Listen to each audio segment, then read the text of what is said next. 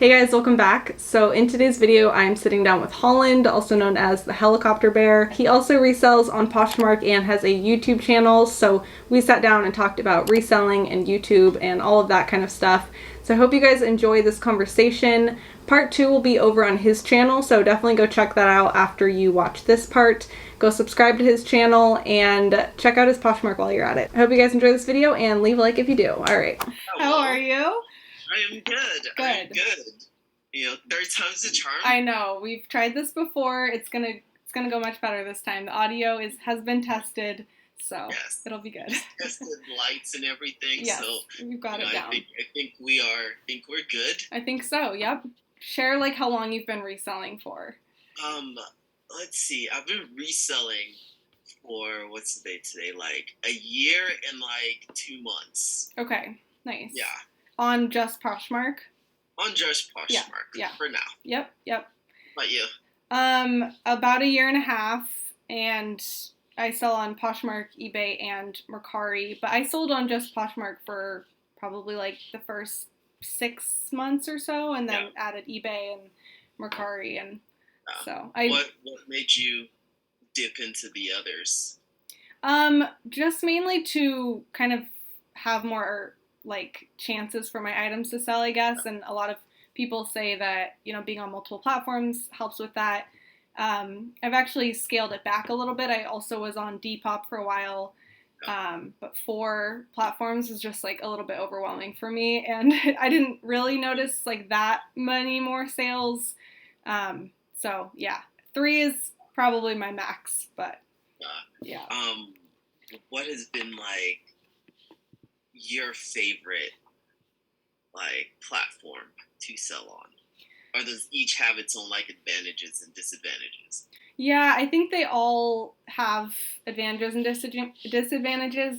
I kind of wish I could just sell on Poshmark, or I like kind of want to just sell on Poshmark just because that's to me like the easiest at this point. I've got it down, I feel like, and I tend to make the most sales there, but they also take the highest like cut out of all of them, so it's bittersweet. But I think Poshmark, I really like with the shipping labels, how if someone buys something, you get your shipping label, you don't have to go through like a third party or pay for shipping right then. Yeah, no, that's like my favorite part is because I have a label printer, and it literally it's just like, oh sweet, print, and it's Yep. And considering like for if you have a label printer and stuff, you can get free labels using through through I didn't know UPS. that. Yeah, if you start that. Yes. Okay. I just got a label printer like 2 months ago, so I am new to the label printing, but that's really good to know. Yeah, you can get so much like free stuff. Like I like legit have, I think, like 20,000 like blank sheets just because I got them from. I'll have to send you the information. Yeah. But basically, is it where you get like USPS boxes on the website? So with the label printer, you can get it from UPS. Oh, UPS. And okay. You have to start a business account, and it's free. It's completely free to do it. Start a business account, and then you can actually just order free stuff from like them for your business office and stuff. I think I discovered it on a random like YouTube whenever I got my label printer, because I was like, there has to be some way to get like free labels instead of me doing it. And yeah, cool. So now I have a ton of them because I accidentally ordered like, because when you order it, it comes in a really really huge heavy box, and it's like I think 10,000 in the box, and I accidentally ordered 2 boxes. Oh, give me 20,000, so I was like, I'm not gonna. You're set for life, basically. Yeah, I feel like with Posh as well, that's the only thing that's making me stay on Posh and not try the others, is just because like usability wise, Posh is like, I feel like Posh is the best because it's like, hey, it's very very clean cut and very very simple. It's like you post stuff. When you sell stuff, you print it out, put it in a it's box, pretty ship easy. it, Yeah. and they handle the rest. I feel like I think the thing with Posh also is with eBay, it might be easier for like scammers to to reach. Posh, you can definitely tell when a scam account, Yeah. like, because they're like, oh, this is for like, this would look really cute for like my niece. Can you email me at Yes. this? And Yep. like, It's always like, here's my email. I have more questions, and it's like, yes. Scam flag. Yeah, Yeah. has anyone ever tried to scam you on any of these platforms? On eBay, I had someone ask if they could return the item before it even got to them. They wanted a full refund. So that could have potentially been a like scam attempt just to like still get the item but then not have to pay for it. I don't know that it was, but it could have been. But no, I've never I've had people come to my items and say exactly what you said. Like, I've got more questions. Here's my email. But that's, I think, it. Have you been scammed?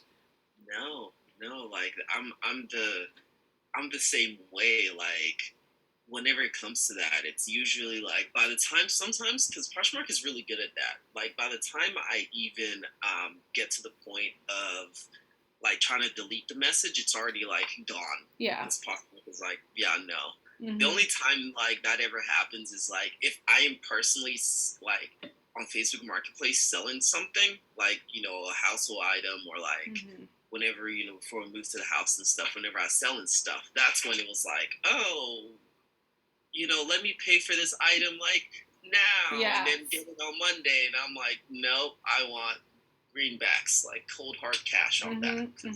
Yes. Yeah, exactly. I think eBay has a lot more people scamming, and especially like when I first opened my eBay store, a lot of like the accounts that would come interact would be scam accounts. I feel like it's kind of dwindled, but yeah, especially right off the bat, they're like, new user, you don't know anything, I'm gonna come to your page. Yeah. Okay. So since both of us have YouTube channels, what kind of like pushed you to start a YouTube channel? Because I feel like deciding to start a YouTube channel, you have to be a certain type of person who isn't afraid to be like behind the camera or like stuff like that. Yeah. I just like kind of. I always joke with my boyfriend about how late to the game I was to YouTube. Like, I didn't even really start watching YouTube videos until like maybe 2 years ago. So yeah, I kind of just like had gotten into YouTube and was like, I think making videos would be fun.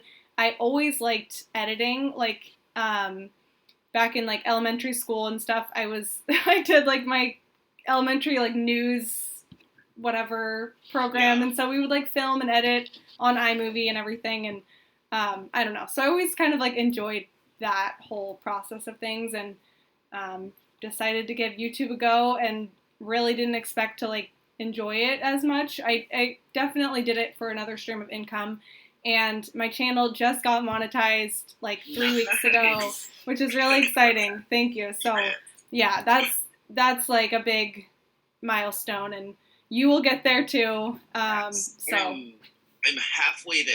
Okay. Yes. Yep. The watch hours is what really kept me back. Like, I had hit my 1,000 subscribers, and then it was like the watch hours just took a little while. I think for me, starting it was just this is gonna sound really weird, but it's just I just wanted to do because to see if I could do it. Mm-hmm. To see if I was like, hey, let me just try starting a YouTube channel. So like, and like I'm not shy like behind the in front of a camera and stuff. So I was like, let me just try it. And since by trade, I guess I am a marketer. I was like, let me put everything I've learned in like the decade of my profession into this to see like if I can do it. Because if I can do it, I think it just makes me better at my job and stuff like that. Yeah, for sure. But so far, I've enjoyed it. It's really weird. Okay, so was it really weird for you when you first started and people started like catching on and you started seeing like the same people like commenting and like being involved and stuff, and you were like, was it weird to be like, oh, you're actually interested in what I have to Yeah, say? honestly, I don't think I would have kept going if it weren't for certain people who commented on like pretty much every video. There's a couple people in particular who just would comment something about the video or just like, share their experiences with reselling and stuff. And I felt like during the hard times, because sometimes with YouTube, it's an emotional roller coaster, honestly. It really is. And there's a lot to learn and mistakes to make and stuff. And some of those people who kept coming back really did like keep me going and do keep me going. So yeah, I definitely think it's weird, but also like awesome and really nice to have people, support. So,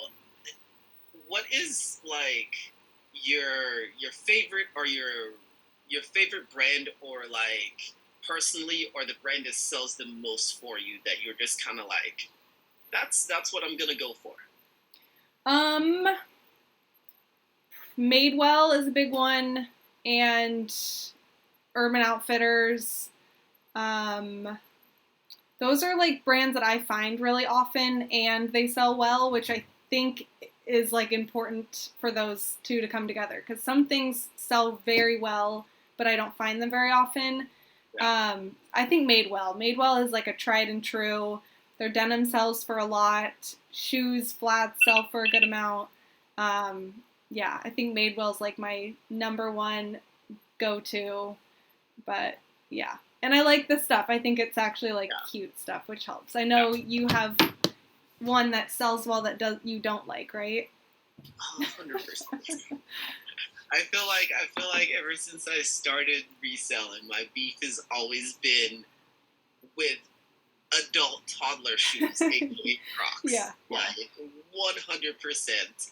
They look really ridiculous to me when adults wear them. Yeah. I have a 3-year-old and she owns Crocs, and I'm like, that looks cool. But like, when I see adults wear them, I'm like, you kind of look ridiculous. And they're like, oh, have you tried them? I was like, no, I just sell them because they sell. The thing is, like, Crocs automatically like sell like this for me and stuff. Okay. Like right now, I was cleaning shoes and there's like a little kid pair of Crocs. Oh, those are cute. And yes, they're adorable, and it's adorable for a little kid, right? Because these are camo, and since I live in Texas, I feel like that's gonna, as soon as I post them up, that's gonna sell. But Crocs for me, and since I mostly do shoes, let's see, Crocs.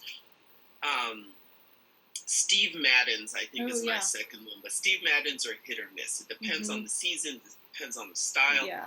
Like, I have, like, a pair of Steve Maddens that I've had since maybe, like, I first started. And then there's some Steve Maddens I get that just sell, like, instantly like that. So it's that just, it depends. That and Sam Elderman's. But I was looking to see what sells the most for me, and sandals. Okay. Sandals and sneakers. I think sandals is my number one, and sneakers is my number two. Nice. And then after that, I think it's wedges. Okay. Yep. Nice.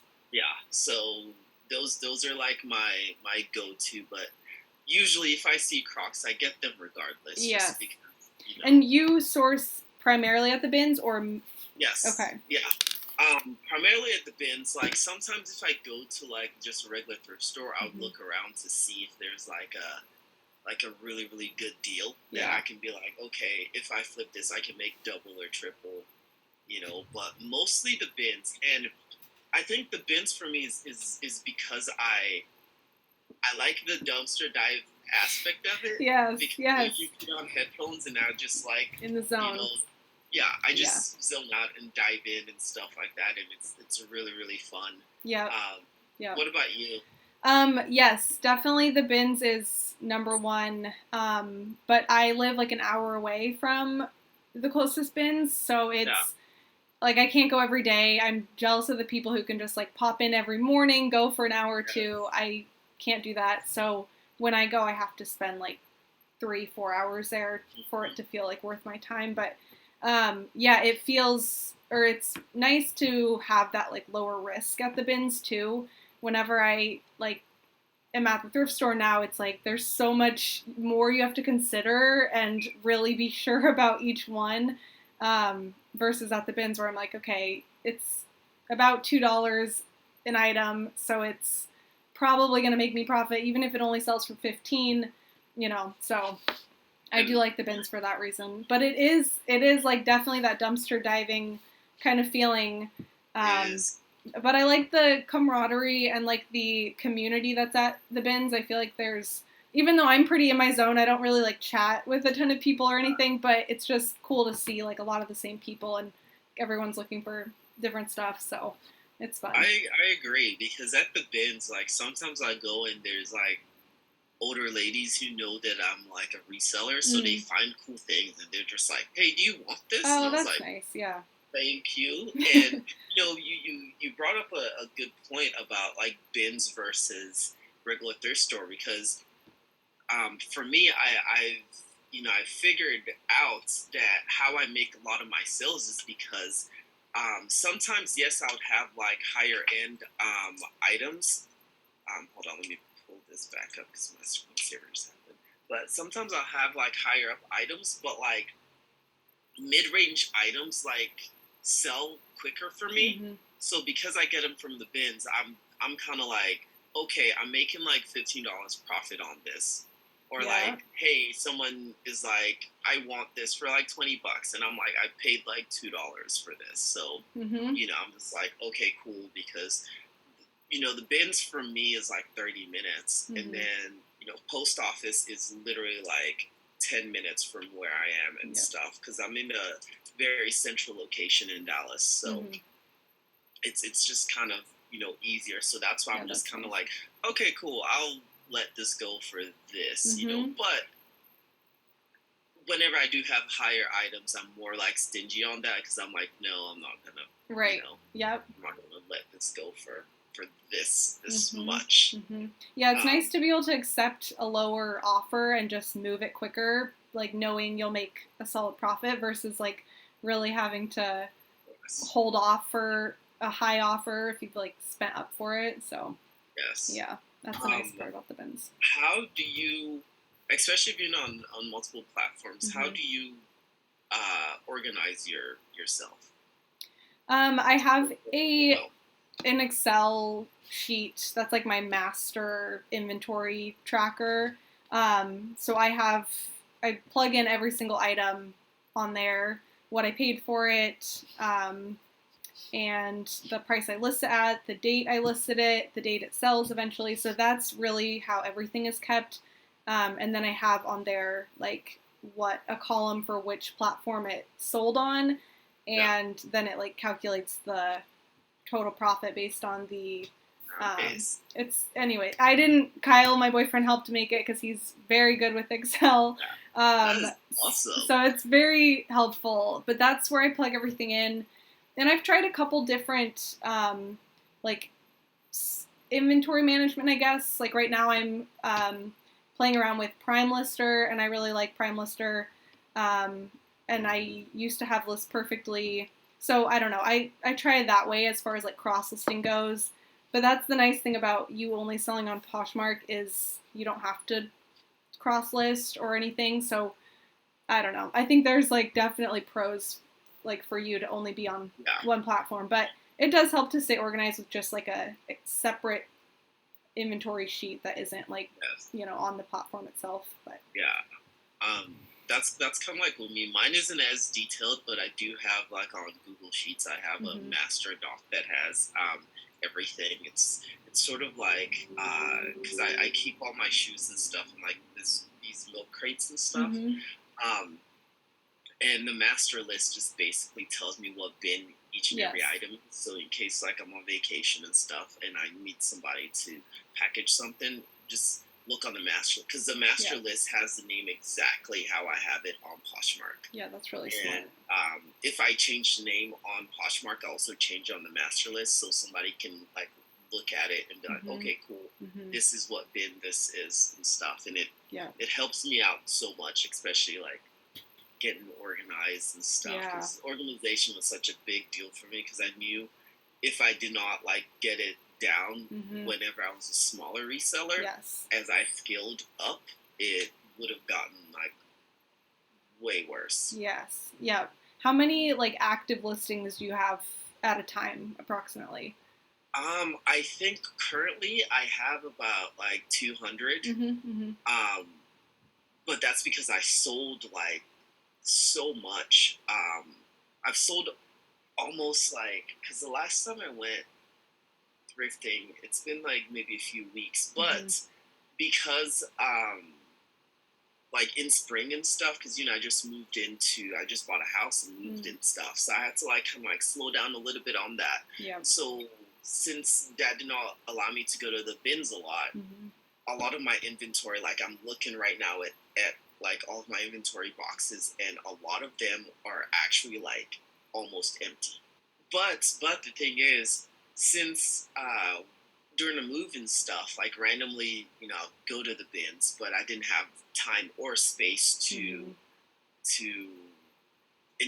put them in my inventory. So I have a huge dead pile, and I feel like my dead pile is almost like is gonna double active listings. So that's basically my goal for the next month, is to go through. I finally like cleaned up all the shoes from the dead pile and stuff, and now it's to list them. And I was like, I'm gonna do that once I get from vacation. Yep. And just kick myself back into the algorithm and stuff. Because right now, like I would list a few, but it's been mostly just keeping me afloat. Yeah. And I feel like Poshmark has kind of settled down a little bit. Actually, let's talk about that. This is a very, very interesting like spring for Poshmark. It's very easy to compare or feel down when someone's like, I made 30,000 in sales this month, and I'm like, I didn't even make 1,000 this month. Like you just get to that top point, and once you hit that point, it just kind of skyrockets a little bit. And if you weren't prepared for that, it can get very overwhelming.